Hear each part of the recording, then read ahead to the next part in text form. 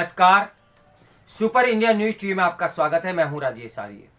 आइए देखते हैं आज का विशेष समाचार। पुरानी गलती सुधारने का समय। रंगनाथ मिश्र आयोग के अनुसूचित जातियों की सूची को लेकर जो भ्रम फैलाने का काम किया उसे दूर किया जाना चाहिए।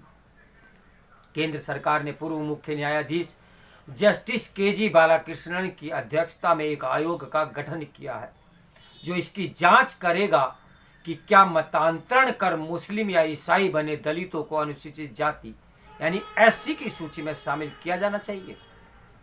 दरअसल संविधान के अनुच्छेद 341 ए के तहत भारत के राष्ट्रपति को यह अधिकार है कि वह राज्यपालों की सलाह से एक सूची जारी करे जिसमें शामिल जातियों को लोकसभा, विधानसभा, सरकारी नौकरियों और शिक्षण संस्थानों आदि में आरक्षण प्राप्त होगा। राष्ट्रपति ने 1950 में पहला आदेश जारी किया था जिसमें अछूत समझी जाने वाली हिंदू समुदाय की जातियों के साथ साथ रामदासी, कबीरपंथी, मजहबी और सिल्कगार आदि सिख जातियों को भी एससी सूची में शामिल किया गया था। राष्ट्रपति के इस आदेश को राज्यों के पुनर्गठन की वजह से 1956 में पहली बार संबोधित भी किया गया, जिसके तहत हिंदू एवं सिख समुदाय की कुछ और भी जातियों को इस सूची में सम्मिलित कर दिया गया।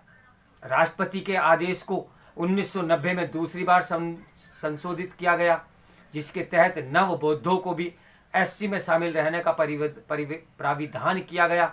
ऐसा इसलिए जरूरी था क्योंकि संविधान के अनुच्छेद 25 के तहत सिख, बौद्ध और जैन को हिंदू का ही भाग बताया गया है। पिछले 3-4 दशकों में ईसाई मिशनरियों और इस्लामिक संगठनों ने यह मांग शुरू की कि उनके लोगों को भी एससी सूची में शामिल किया जाए। उन्होंने तर्क दिया कि अनुच्छेद 341 में कहीं भी मत मजहब का उल्लेख नहीं, इसलिए राष्ट्रपति का 1950, 1956 और 1990 का आदेश संविधान के मूल अधिकारों में दिए गए समता के अधिकार अनुच्छेद 14 जाति, पंथ, रंग और भाषा के आधार पर भेदभाव के विरुद्ध अधिकार अनुच्छेद 15 और धार्मिक स्वतंत्रता के अधिकार अनुच्छेद 25 का उल्लंघन करता है। इस आधार पर 2004 में एक जनहित याचिका के जरिए राष्ट्रपति के आदेशों को सुप्रीम कोर्ट में चुनौती दी गई, जिसकी वजह से तत्कालीन सपरंग सरकार ने जस्टिस रंगनाथ मिश्र की अध्यक्षता में एक आयोग बनाया। उसने राष्ट्रपति के आदेश के उस भाग को निरस्त करने की सिफारिश की जो ईसाई और इस्लाम मत के उन अनुयायियों को एससी सूची में शामिल करने से मना करता है जिन्होंने हिंदू दलित होते हुए उन मतों में मतांतरण किया था।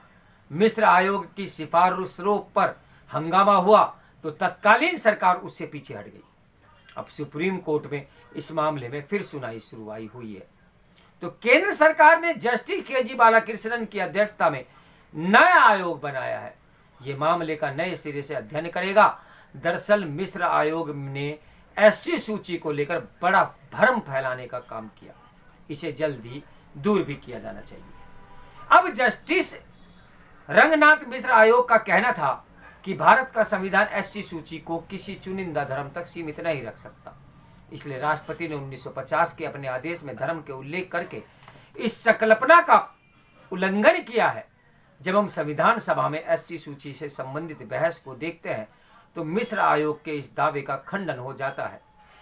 संविधान सभा में वीआई मुन्नई ने कहा था कि एससी सूची में केवल हिंदू धर्म मानने वाले रहेंगे और हिंदू धर्म छोड़कर इस्लाम एवं ईसाई धर्म में परिवर्तित हो चुके लोगों को शामिल नहीं किया जाएगा। अब संविधान सभा में इस पर सहमति थी कि एससी को आरक्षण दिया जाएगा और राष्ट्रपति एसटी में शामिल होने वाली जातियों और जनजातियों की सूची अधिसूचना के जरिए जारी करेंगे। अब मूल विचार यह था कि राष्ट्रपति भारत सरकार अनुसूचित जाति आदेश 1936 के माध्यम से तैयार पहले से मौजूद ऐसी सूची का उपयोग करेंगे। उक्त आदेश की धारा 2 ने ब्रिटिश सरकार को किसी भी जाति, जनजाति या जाति के भीतर किसी भी समूह के अनुसूचित जाति के रूप में मान्यता देने का अधिकार दिया था। चूंकि यह सूची 1936 में जब पहली बार बनी थी तभी धर्म को तटस्थ रखकर नहीं बनाई गई थी और हमारे संविधान निर्माता इससे पूरी तरह अवगत भी थे। इसलिए मिश्र आयोग का दावा गलत साबित होता है या गलत सिद्ध भी होता है। अब मिश्र आयोग ने यह भी दावा किया कि केवल सिखों की दलित जातियों को एससी में शामिल करने के लिए राष्ट्रपति के आदेश में 1956 में संशोधन किया गया था। यह दावा भी भ्रामक है क्योंकि दलित सिख जातियां को एससी सूची में शामिल करने का प्राविधान 1950 के आदेश में ही किया गया था, न कि 1956 के संशोधित आदेश में।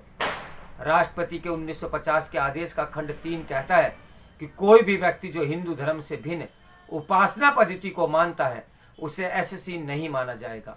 मगर पंजाब या पटियाला और पूर्वी पंजाब राज्य संघ में रहने वाले रामदासी, कबीरपंथी और जातियों के लोगों को उस राज्य के संबंध में एससी माना जाएगा, चाहे वे हिंदू हो या सिख। अब सच तो यह है कि 1956 का संशोधन आदेश सिखों को शामिल करने के बजाय राज्यों के पुनर्गठन से उत्पन्न हुए स्पष्टता दूर करने के लिए आया था। आखिर जब संविधान निर्माताओं ने यह तय कर दिया था कि अनुसूचित जातियों की सूची में कौन कौन शामिल होगा कौन नहीं, तब फिर जस्टिस रंगनाथ मिश्र आयोग ने अपनी रिपोर्ट में इसे कैसे नकार दिया? यह प्रश्न उसकी निष्पक्षता पर सवालिया निशान लगाता है। उम्मीद है नया आयोग उपरोक्त तथ्यों को संज्ञान में लेकर ही अब रिपोर्ट तैयार करेगा। अब देखते हैं आगे क्या होता है। तो मेरे साथ बने रहिए सुपर इंडियन न्यूज टीवी की ब्रेकिंग न्यूज के लिए। नमस्कार, मैं हूं राजेश आर्या।